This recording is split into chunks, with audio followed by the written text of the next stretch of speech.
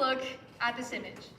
This is a dating profile from 2011 that a reporter from Cracked.com wrote an essay for. At the top, we see a beautiful young lady, she's 25, looking for a lover.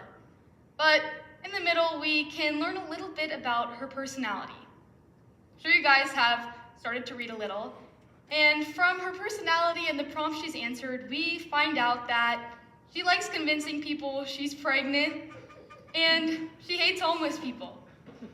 Now, would you believe me if I told you that in just under 24 hours, she had over 150 messages from multiple different men wanting to be her lover? Why? Why would these men be so willing to ignore her terrible personality? This is because when we judge people, we tend to put attractiveness and beauty over their personality and character. Today, I'm going to discuss how the beauty industry profits off of creating insecurities for women, the emotional impacts of beauty standards, and why your value isn't summed up as something so shallow as your appearance. Let's start where the problem began. Now, obviously, we know that the beauty industry isn't here to make us feel confident. It's to highlight or give insecurities to girls and boys and profit off of them by selling us the cure.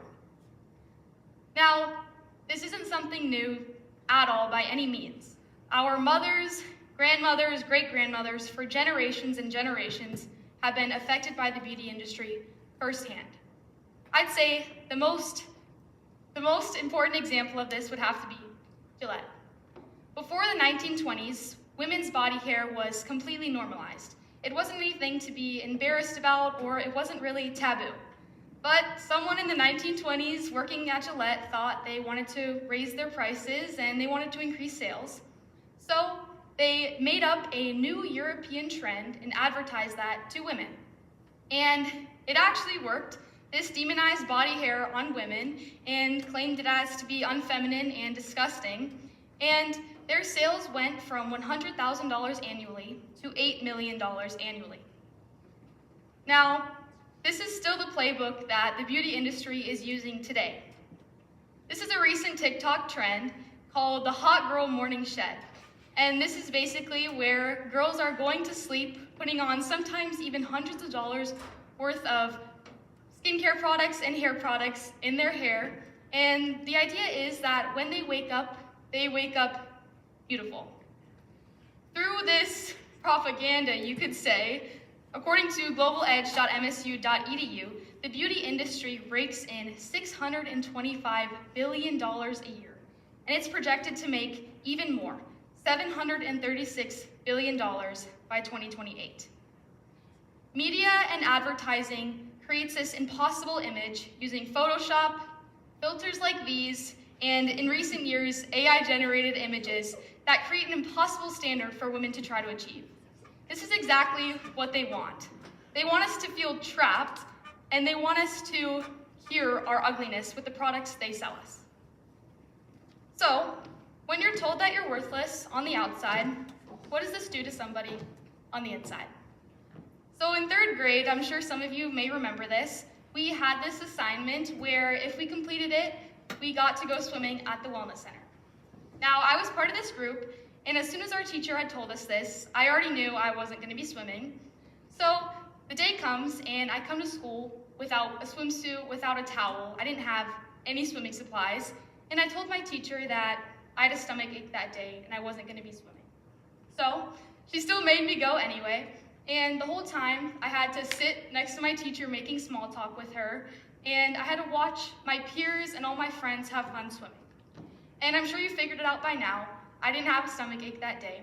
I thought that if my friends, my peers, teachers at school, crushes, if they saw little 3rd grade me in a swimming suit, that they would hate my body as much as I had hated it back then. According to a study done by YouGov.com, about 60% of women feel that they have to fit into a certain body type, and PubMed.gov reports that 40% avoid being seen in a swimming suit. So, when beauty becomes performance, we tend to miss out on things that we've always wanted to do or opportunities that are presented to us. which leads me into my final point. Naturally, growing up, we start to get labeled things and our personalities start to shine. We start to get labeled positive things initially, like smart, determined, kind, were things I was labeled as a kid.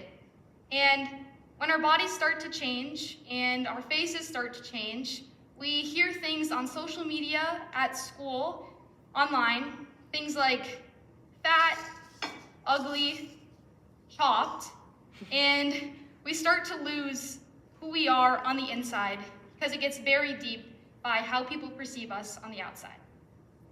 So, if you're someone who has things very deep because of how you've been labeled or how you see yourself, I encourage you to dig deep under all of that hate and find and show people who you really are on the inside. Because there's more to life than what you look like in a swimming suit.